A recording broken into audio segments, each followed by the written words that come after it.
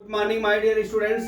आज मैं आपको क्लास 12 मैथ का लेसन 5.1 कंटिन्यूटी एंड डिफरेबिलिटी का क्वेश्चन नंबर 3 एक्सरसाइज का पार्ट 2 लेके आया हूं।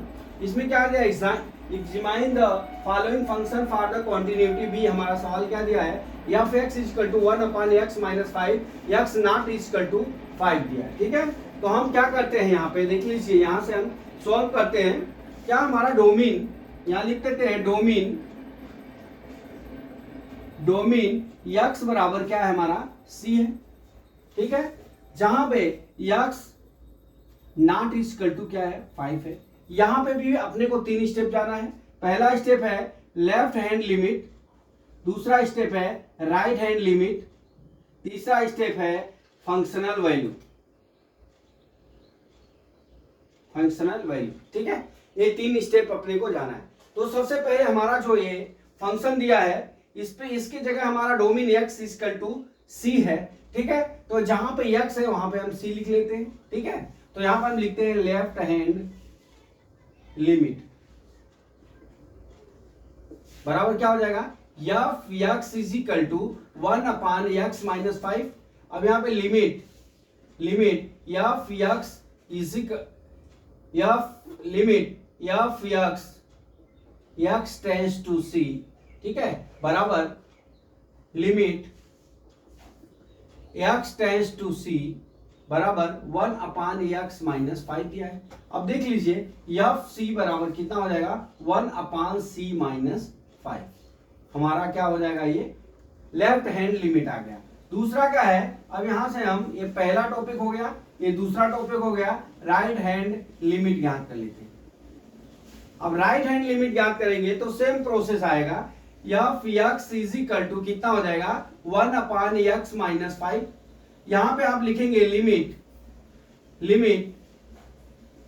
x tends to c, F x is equal to limit x tends to c is into 1/x-5। अब ये कितना हो जाएगा, F C is equal to क्या हो जाएगा 1/c-5। ये हो गया हमारा क्या, राइट हैंड लिमिट। ठीक है, अब हमारा लेफ्ट हैंड लिमिट और राइट हैंड लिमिट दोनों क्या हो गए, इक्वल हो गए। अब यहां से हम क्या थर्ड क्या ज्ञात कर लेते हैं डियर, फंक्शनल वैल्यू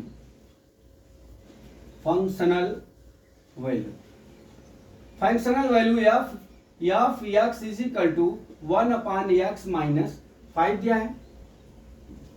तो क्या दिया है, अब x बराबर हमारा c है, तो एफ सी बराबर कितना हो गया 1/c-5 आ गया। हमारा क्या हो गया, फंक्शनल वैल्यू कितना हो जाएगा, एफ सी बराबर 1/c-5 हो गया। अब देख लीजिए हमारा लेफ्ट हैंड लिमिट बराबर राइट हैंड लिमिट बराबर functional value F x is equal to कितना दिया है, आया अपना 1/c-5। तीनों की वैल्यू इक्वल हो, इसलिए क्या हो गया, F X function is continuous